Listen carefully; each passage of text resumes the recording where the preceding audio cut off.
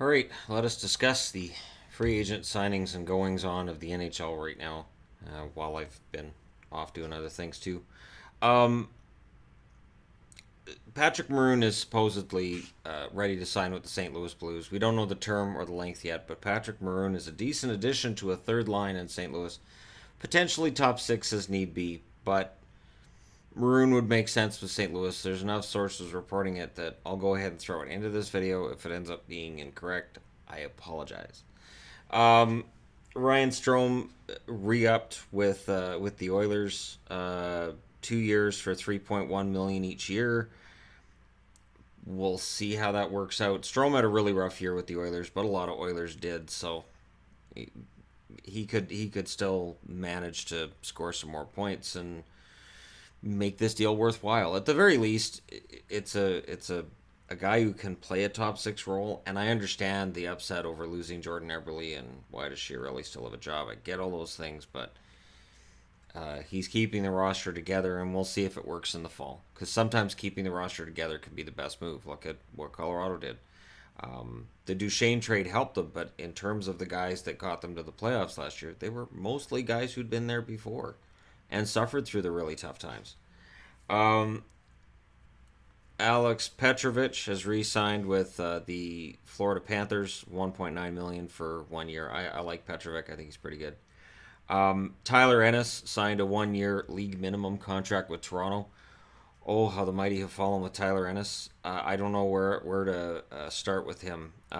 He had a fantastic rookie season. He was projected to be potential 30 goal scorer. There were some that projected he could hit 70 points at some point in his career, and he's just fallen way off. He's not a physical guy, so I'm kind of scratching my head at this one for Toronto, but since it's a league minimum, no real risk taken. And if he flops in the preseason or in training camp, then they can just demote him. They can just send him through waivers and demote him. Nobody's going to take him on waivers if he's not showing anything in training camp. So there's no risk at all. It's just it's a contract that could look genius later, or we may just forget about it later. Dansk signed in Vegas, 2 years, 675 grand each year. He's their number three goaltender. 24 years of age. He's right about that, right in that perfect spot for him to actually emerge as an NHL level goaltender. And I'll be interested to see if Malcolm Subban and Oscar Dansk have a bit of a wrestling match for that backup spot. Because I don't think there's that huge of a gap between the two of them for the backup position on the team. Matt Nieto signed for 2 years for 1.975 million with the Colorado Avalanche. And I've always liked Nieto. I think he's a solid player and smart move by Colorado to manage to keep him around. Dmitry Yaskin signed a 1 year, $1.1 million extension with St. Louis. Barrett Hayden signed his entry level contract with the Arizona Coyotes. Zadina signed his entry level contract with Detroit, and I think he expects to play this year. I would be very surprised if he doesn't play this year because all signs point to him at least getting a shot at starting in the lineup. Maybe he gets 9 games and gets sent down, but I don't think so.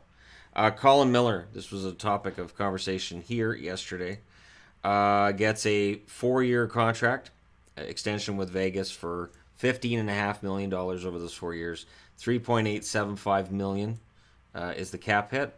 Very reasonable for what he did this past season, considering he played a very solid top four role for a team that's going to be counting on him going forward to do the same.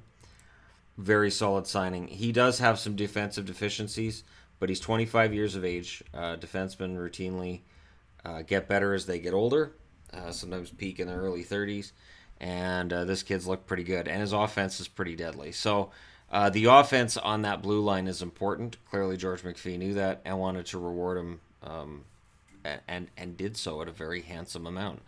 15.5 million is a lot more than he would have made if he stayed in Boston.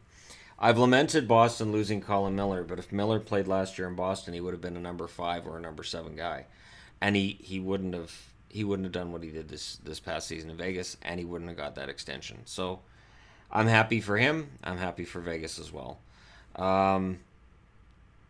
Dylan DeMello did re-sign with San Jose, 2 years for 900 grand. That's very reasonable for a defenseman with 19 assists last year. 25 years of age again. That's a solid age for a defenseman. For a forward, if they haven't really become a top-notch forward at 25, you worry. But with defensemen, they can still need that extra time to develop into that role. So there you go. We'll see whether or not my Patrick Maroon mentioned at the start ends up being a whoops or not later on. But those are the signings worth mentioning, worth looking at. There are a couple other entry level contracts, but we'll see where they go or where they don't. And yeah, so thank you guys so much for watching. We still don't have an Erik Karlsson trade because we don't. And I'm wondering if that's cooled off. Sometimes, and I'll throw this into this video, even though it's not necessarily related. Sometimes when you have these big trades, all of a sudden they'll get backed off on for a little while, and then they're on again. I think of Florida with Luongo. There were Luongo to Florida rumors out of Vancouver for months, and then all of a sudden he got traded.